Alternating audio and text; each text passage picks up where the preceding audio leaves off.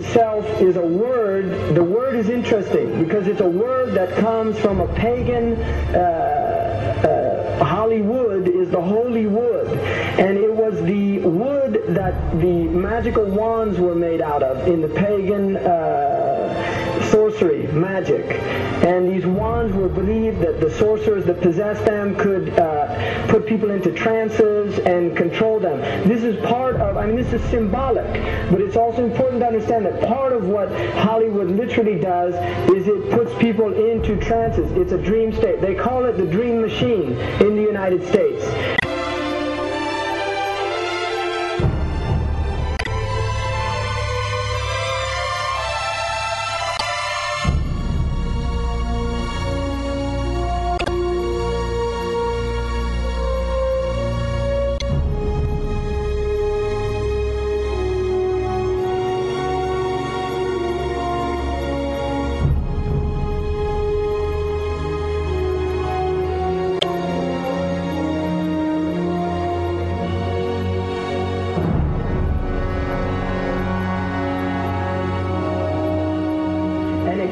Fantasies for people, it puts people into these things. Now, one of the things is interesting that in the part of what's done in movie theaters, in darkened rooms where people watch television, is literally a trance state that occurs. So what's called suspended state of disbelief. You enter into a state, you suspend your disbelief and enter into a state whereby you begin to believe what you internally realize is imagination. It's falsehood. Films are magic. It's just magic. You go and you watch these things and people get caught up in them. People cry during films, all this catharsis that takes place in these things. Many of the films, and this is an important element in the control mechanism, is literally allow people to go and have certain type of catharsis as a purging experience, which Aristotle talks about the necessary element. One of the necessary elements of tragedy is to create this cathartic experience. And this is why a lot of the films, especially also news and things like this is why news is very important in this culture. Everybody watches the news. They have this tragic, cathartic experience of watching the tragedies of others and then feeling safe and complacent in their own experience of this suspended state of illusory well-being. So these are very intricate and sophisticated methods. Now, I think it's dangerous, although there are elements, there's concerted efforts that take place, there's also a lot of people that have similar worldviews that aren't necessarily working together in concerted efforts.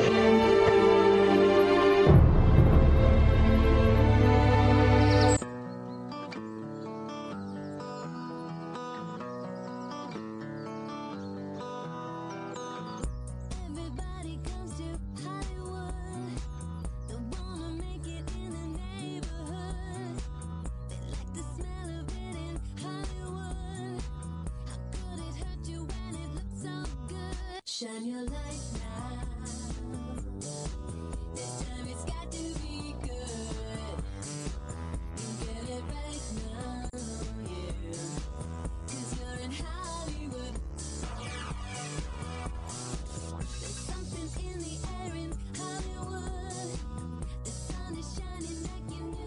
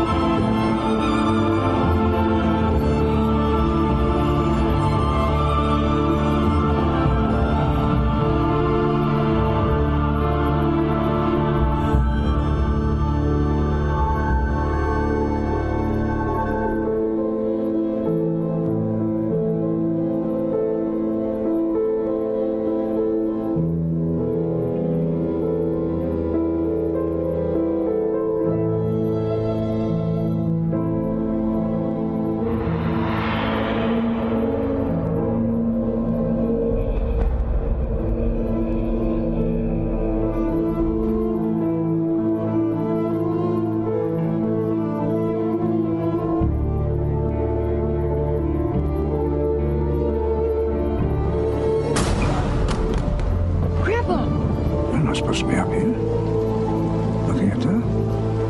I just wanted to know. Well, you're old enough, I suppose. You should know the story. Okay, here we go. It was 1832. On a night much like this.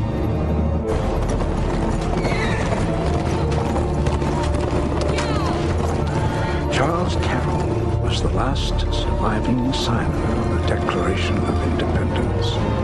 He was also a member of a secret society known as the Masons, and he knew he was dying.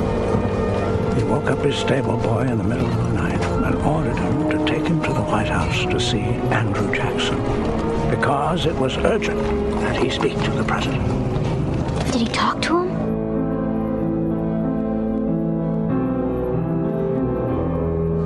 No, he never got the chance. The president wasn't there that night. But Charles Carroll had a secret. So he took into his confidence the one person he could. My grandfather's grandfather, Thomas Gates. What was the secret? A treasure. A treasure beyond all imagining.